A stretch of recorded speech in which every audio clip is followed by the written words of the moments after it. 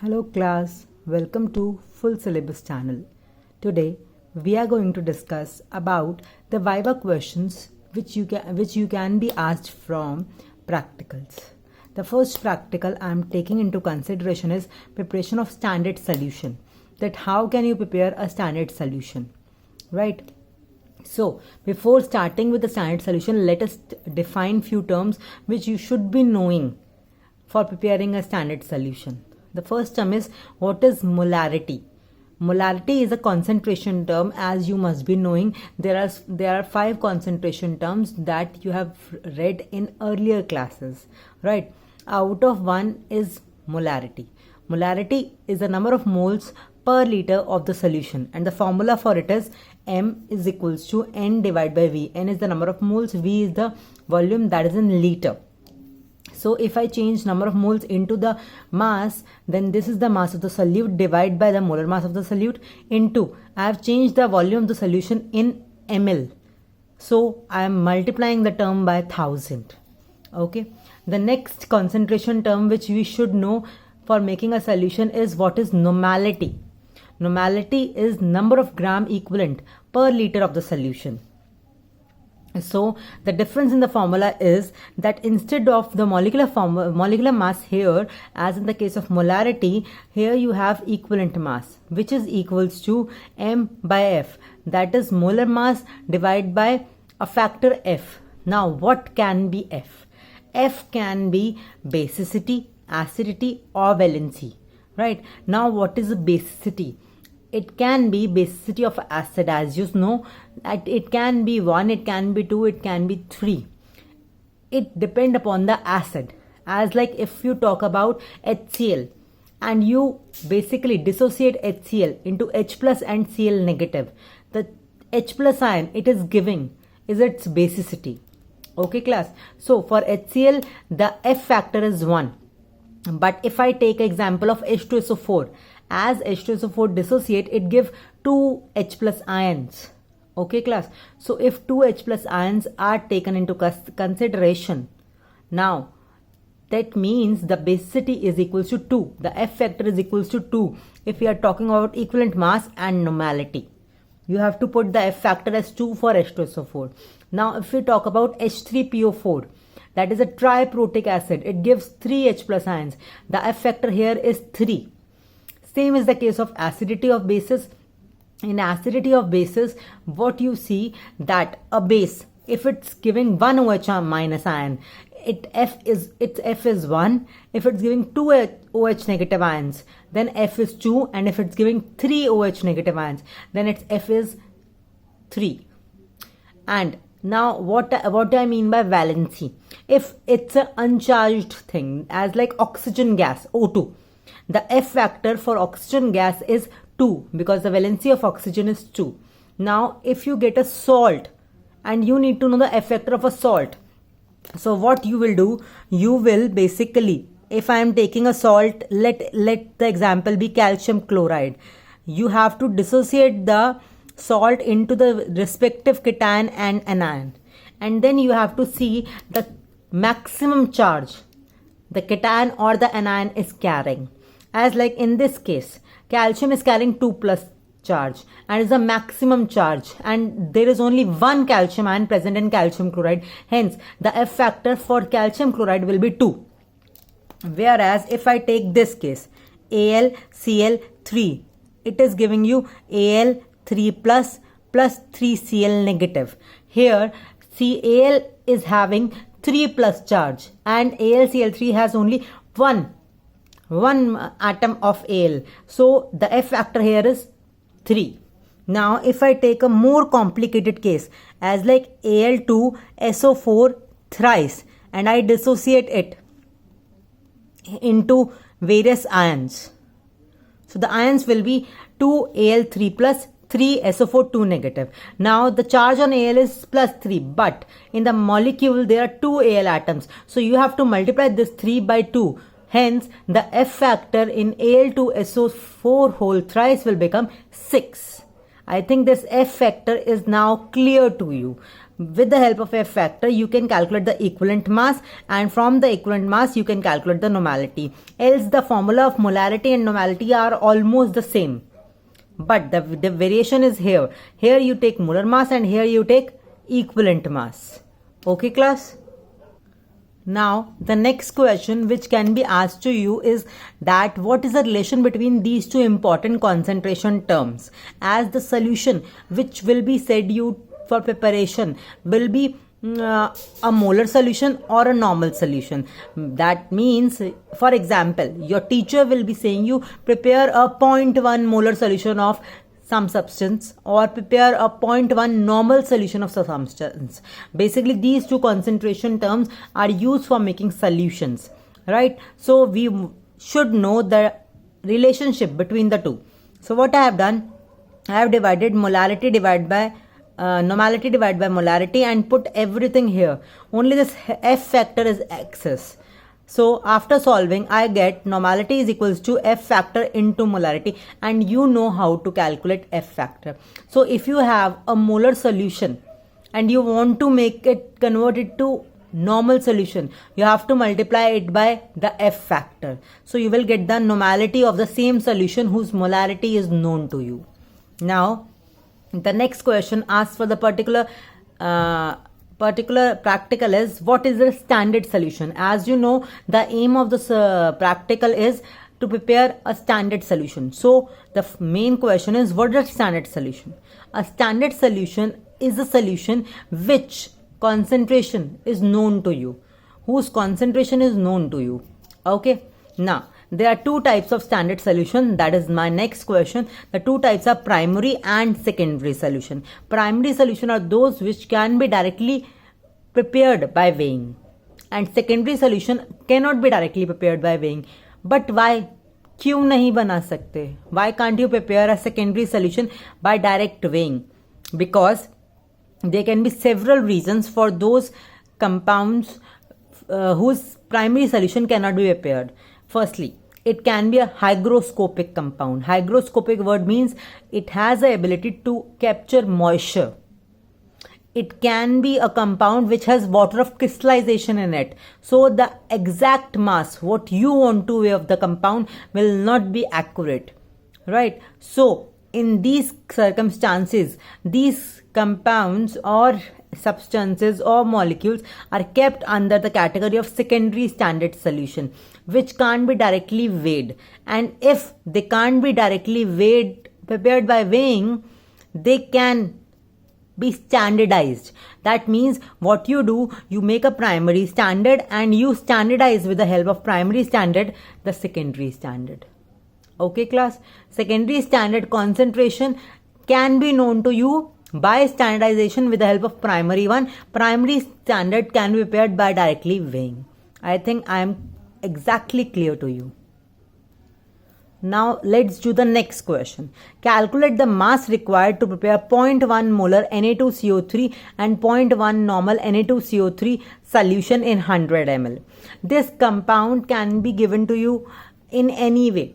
It can be basically in any way means that it can be any compound which can be given to you, or this value can be any value given to you. The compound as well as the value for molarity and normality will be varying if the teacher is asking you a question, and this volume can also be varying. So I am taking an example. You can solve these kind of questions more by your own. Now let's solve this question. 0.1 molar Na2CO3 solution. The molar mass of it is twice into 23. 23 is the atomic mass of Na plus 12, that is the atomic mass of carbon, plus 3 into 16. 16 is the atomic mass of oxygen, and 3 atoms of oxygen are present. That's why I have multiplied it by 3. Total is 106 gram.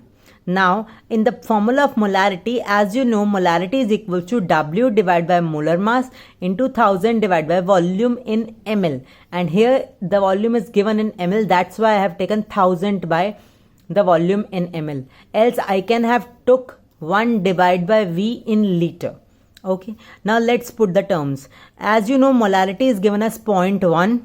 You are putting 0.1. Molar mass you have calculated as 106. I have put 106. And the volume is 100 ml. After solving, you will get W is equals to 1.06 gram for 0.1 molar Na2CO3 solution. Okay. Now let's discuss how to calculate the mass for normality. 0.1 normal solution. So first of all, we have to calculate the equivalent mass. The equivalent mass will be equals to molar mass divided by the factor F.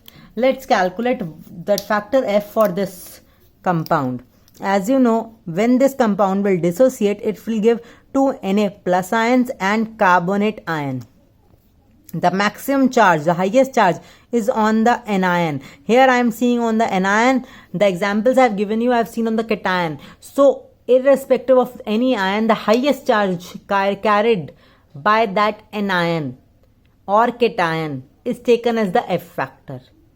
Considering one thing in mind, that anion or cation is one molecule, is present as one atom. Here it is a molecule, here it is not an atom, here it is an ion that is present, CO3 negative, 2 negative, hence only one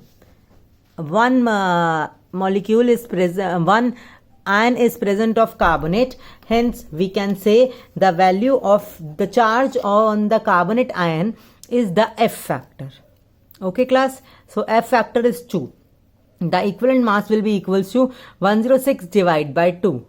Now putting the same things in the normality formula and calculating the W, it will be coming out to be 0.53 grams.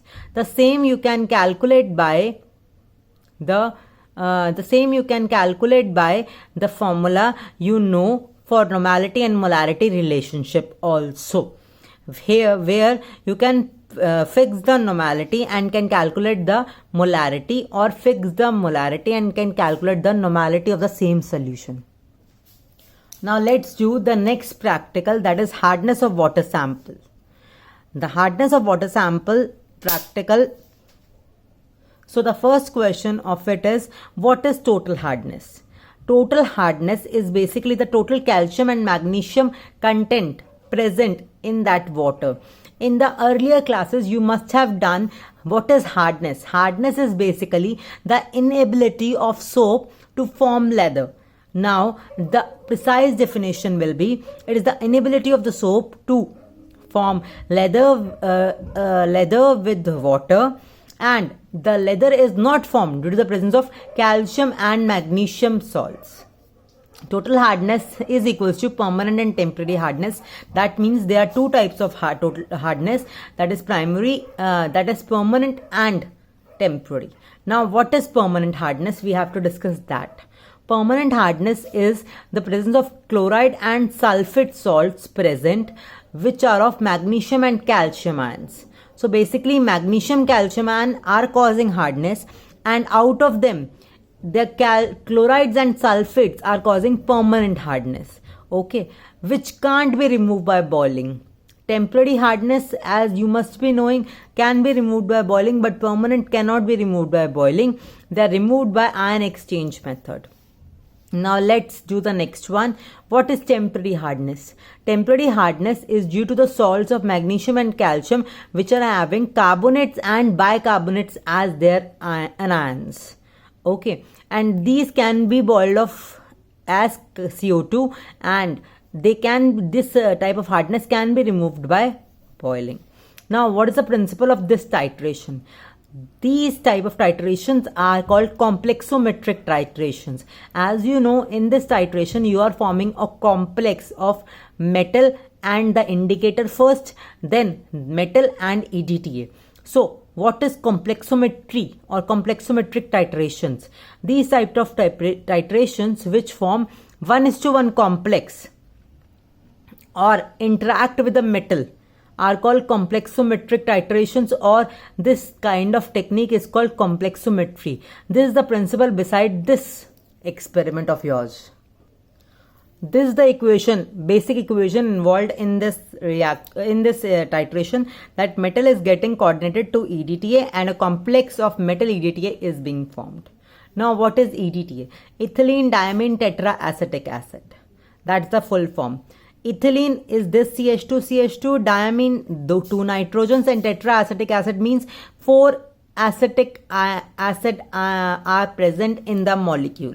Okay, now I have to put some light on this kind of molecule. This is a ligand.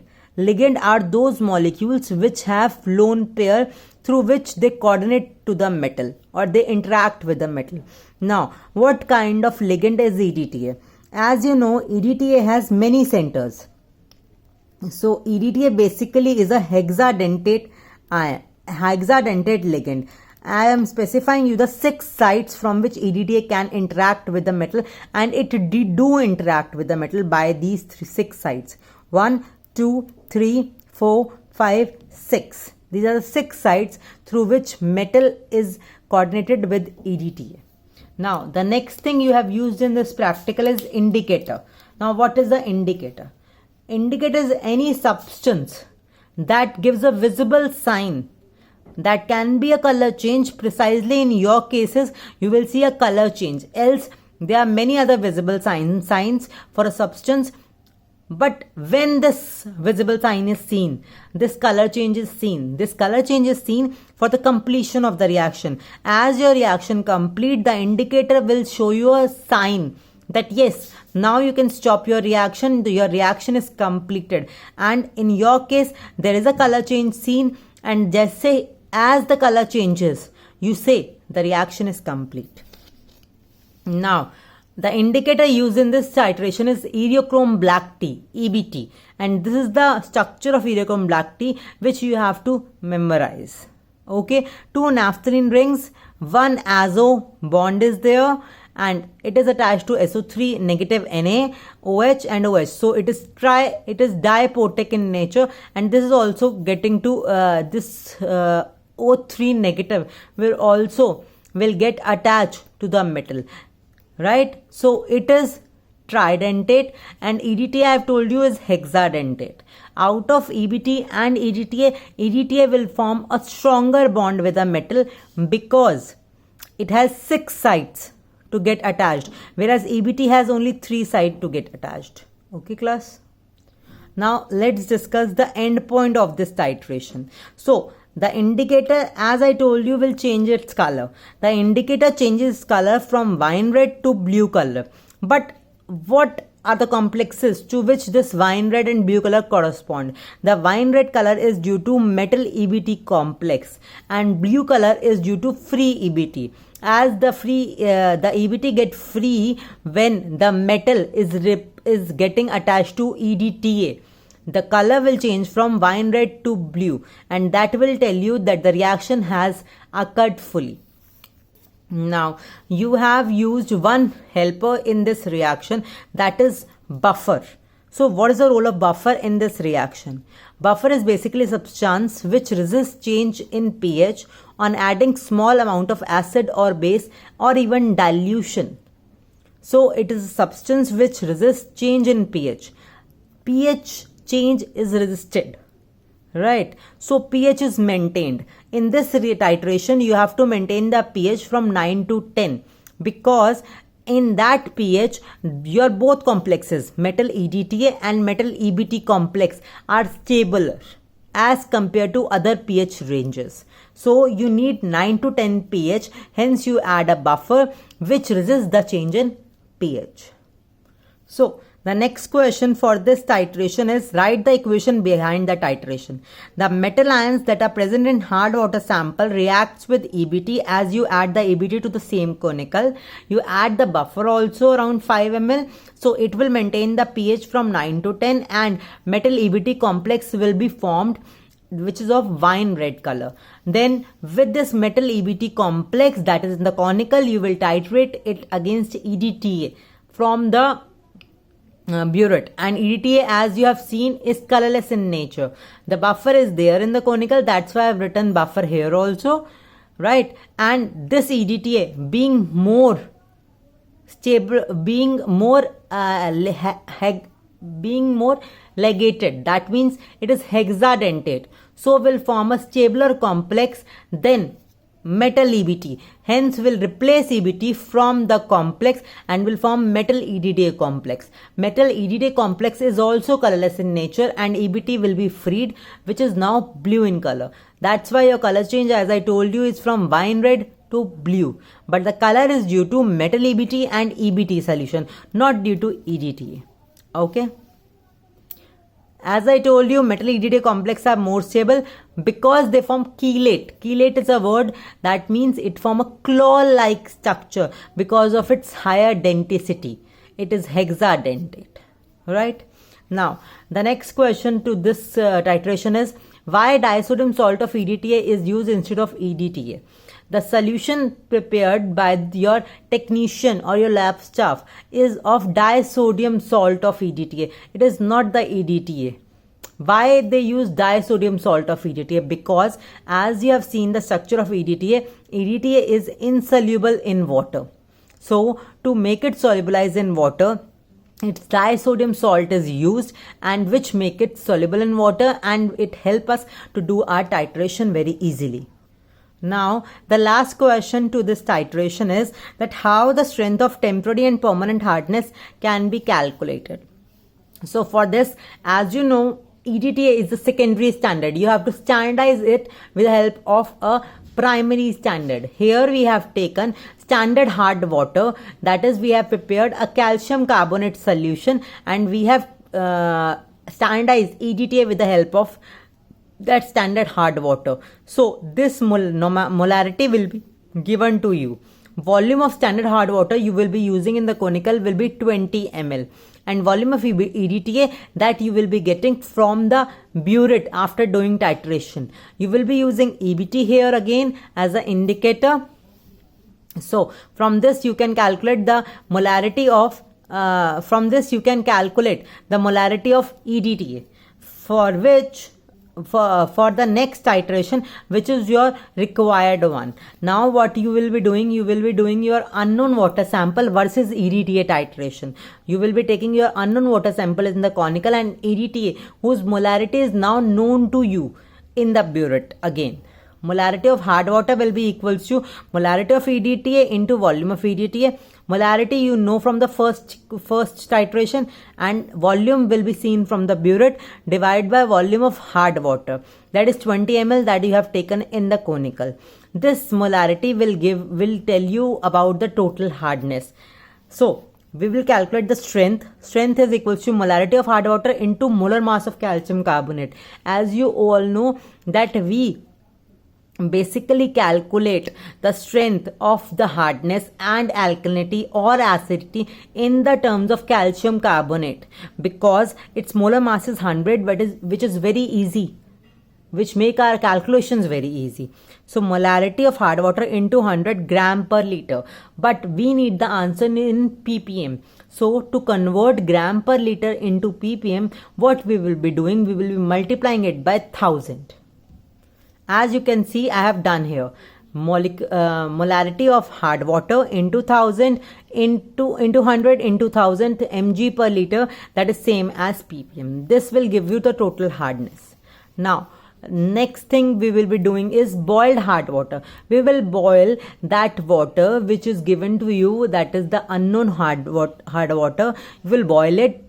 After boiling, what are you removing? You are removing the temporary hardness of the water versus EDTA solution. The molarity of boiled hard water will be now equals to molarity of EDTA into volume of EDTA.